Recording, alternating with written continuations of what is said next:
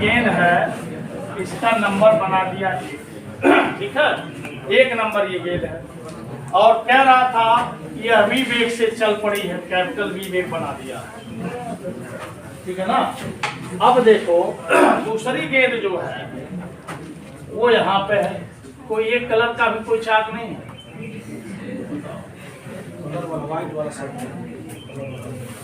दूसरी गेंद ये हो गई, इसको बना दिया 2 नंबर, एक कलर और हमको चाहिए था, तो दिखता ना साफ साफ।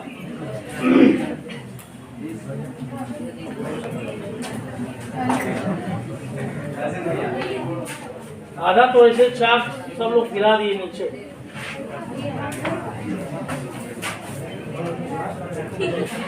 ये हो गई, ये दोनों आपस में ऐसे जुड़े हुए हैं, लीजिए ये 3 नंबर हो गया, ठीक है ना, ये दोनों आपस में ऐसे जुड़े हुए हैं। तो अब देखो क्या हो रहा है, तो इसमें ये कह रहा था कि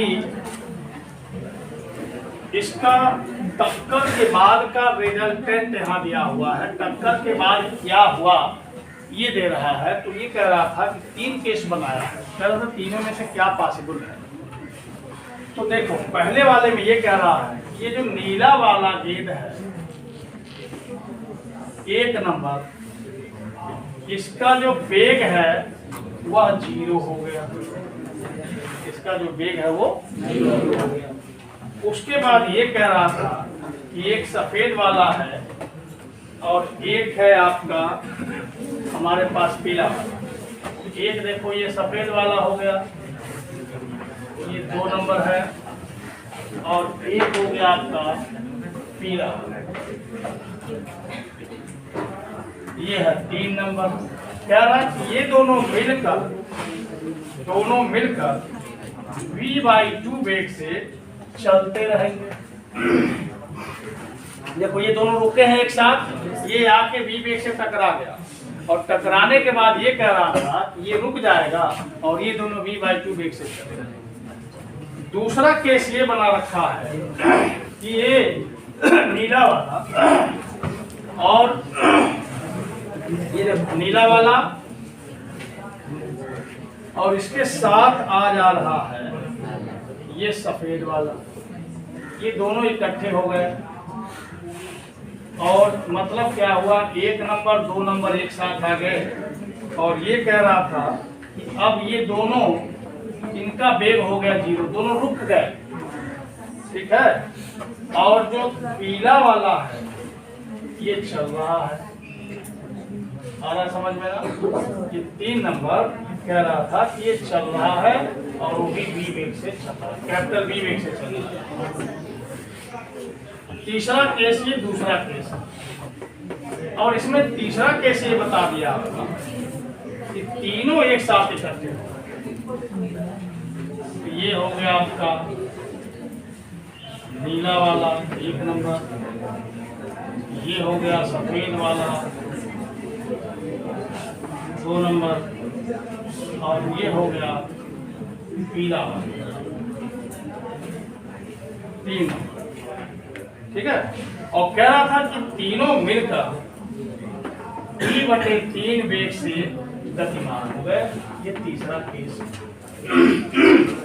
तो कह रहा था कि इसमें से कौन सा पॉसिबल, कौन सा संभव है।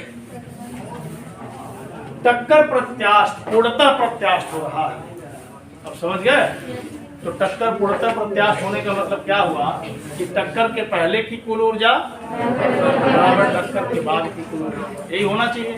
जिसमें आप फॉलो कर जाएगा वही होगा, जिसमें फॉलो नहीं करेगा वो नहीं होगा। तो ये समझ गए कि नहीं समझ गए। अब जैसे देखो बहुत से लोग ऐप पे पढ़ा रहे हैं, LED है उसी में सब आ जाएगा, जल्दी जल्दी बन जाएगा। तो अगर आप ध्यान से देखा है तो उससे खराब थोड़ी नहीं दिख रहा, उससे खराब दिख रहा। तो अब देखो, तो टक्कर से पूर्व कुल ऊर्जा हम लोग निकालें, तो टक्कर से पूर्व कुल ऊर्जा,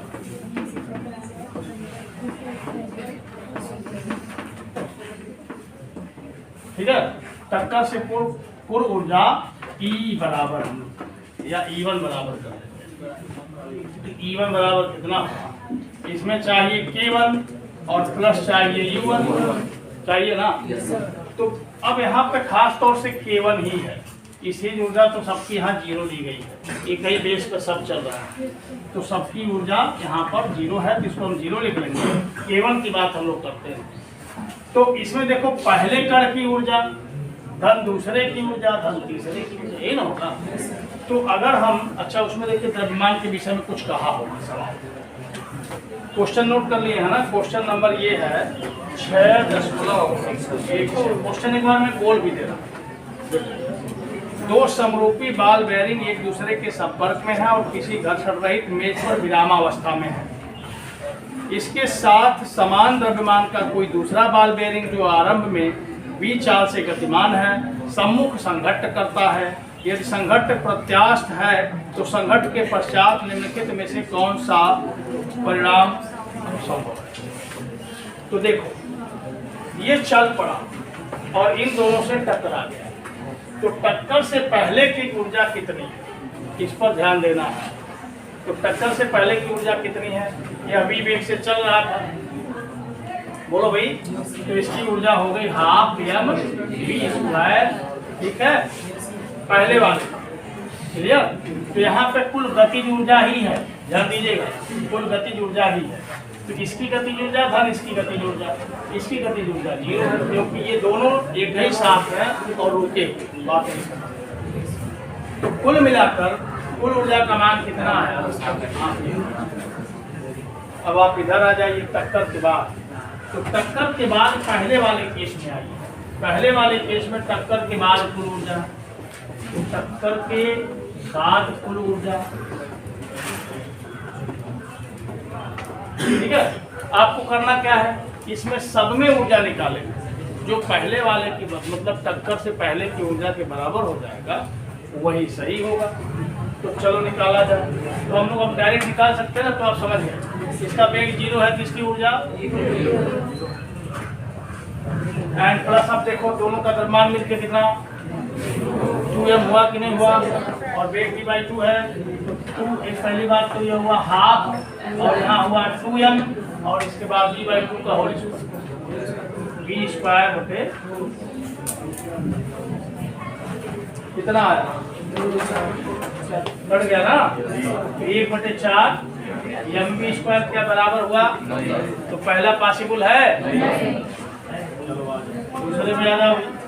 अब यहाँ बताओ, अब दूसरे हम डायरेक्ट लिख रहे हैं कुल ऊर्जा बराबर, देखो ये दोनों का कोई ऊर्जा हुआ जीरो प्लस। अब इसकी ऊर्जा ये तो v वेग से चल रहा था, मानियम है इसका हाफ mv²। पहले कितना आया था, दूसरे वाले में कितना आया, इसका मतलब समझे कि नहीं समझे। तो कौन संभव है, और तीसरा चेक ही कर लो, ये दूसरा वाला संभव है, तीसरा भी जांच कर ही लो। आप कैसे जांच करोगे भाई, तीनों हाफ उसके बाद 3m हो गया, तीनों का द्रव्यमान मिलकर, और ये v² बटे 9 हो गया, यही रहेगा क्या, हाफ mv² आएगा। इतना भी हल करोगे हाफ mv², यानी कौन सी स्थिति पॉसिबल है, कौन सा परिणाम पॉसिबल है।